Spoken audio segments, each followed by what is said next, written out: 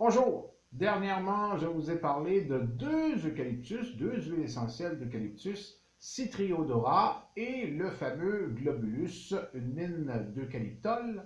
Eh bien, aujourd'hui, c'est au tour de l'Eucalyptus radiata ou radié. Ce sera mon dernier eucalyptus pour un bout parce qu'il y en a d'autres, hein, puis il y a beaucoup d'eucalyptus. Alors, si on se perd dans les eucalyptus, ça va être long pour les autres. Mais le radiateur, je ne pouvais ne pas en parler parce que c'est comme un super globulus, beaucoup plus complet que l'eucalyptus globulus, mais plus cher. Ce qui fait que j'ai lu qu'en France, c'est l'huile essentielle d'eucalyptus, c'est même l'huile essentielle la plus utilisée en pharmacie. En fait, la formule, c'est la plus utilisée en pharmacie. C'est carrément ça. Ou drugstore. Nous, le terme drugstore, on a mis ça de côté. On utilise le terme français parce que au Québec, on y tient à notre français beaucoup. En tout cas, peu importe que ce soit un drugstore ou une pharmacie, c'est comme ça que ça se passe en France. Et l'eucalyptus radié est très, très utilisé. Ici, beaucoup moins. C'est une question de prix. Les gens ici, on a moins d'histoire en huile essentielle qu'en Afrique du Nord, en Chine, en Asie ou en France. Pour nous, c'est un peu plus récent, les huiles essentielles. Ça date des années 80. La découverte d'huiles essentielles, hein, il y a des trucs qui viennent d'arbres et de plantes.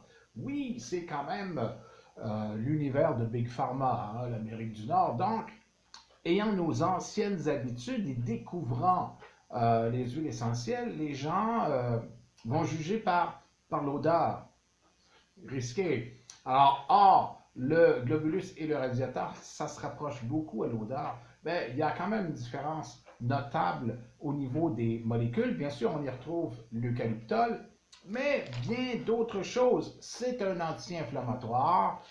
Il y a énormément d'huiles essentielles qui sont anti-inflammatoires. C'est pour ça que je m'y suis intéressé à la base, parce que étant thérapeute contre justement des pathologies inflammatoires, les anti-inflammatoires m'intéressaient. C'en est un anti-inflammatoire, c'est un bactéricide comme beaucoup d'huiles essentielles.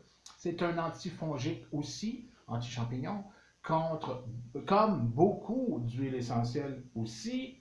Expectorant, tout comme le globulus, redoutable pour lutter contre la fatigue. Alors c'est là que le radiateur va prendre un petit peu sa distance avec l'eucalyptus globulus, c'est que ça lutte aussi contre la fatigue et on le mentionne comme étant redoutable contre la fatigue. C'est bien. Il traite des problèmes respiratoires comme beaucoup d'eucalyptus traite les cheveux ternes. Ah, ça c'est quand même plus large. Traite les pellicules, toujours avec le radiateur traite l'angoisse et l'anxiété. Alors là, c'est vrai qu'on a pris nos distances avec les autres eucalyptus. Donc, vous avez une huile essentielle vraiment faite sur mesure contre les problèmes de l'hiver, rhume, dépression, petits problèmes respiratoires.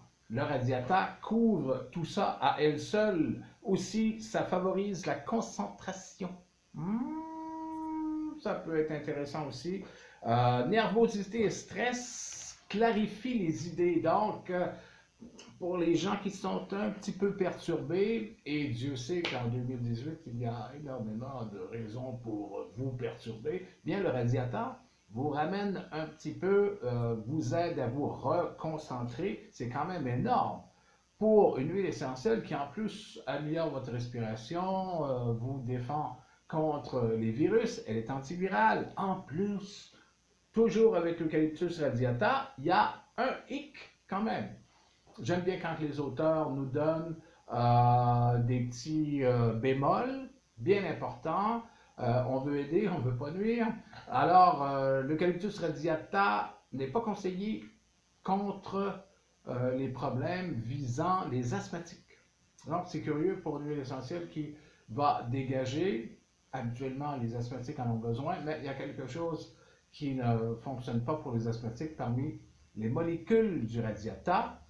J'ai pas lu le même type de bémol pour le globulus, donc vous pourrez toujours vous rattraper avec l'Eucalyptus globulus. Alors voilà pour l'Eucalyptus radiata ou radié.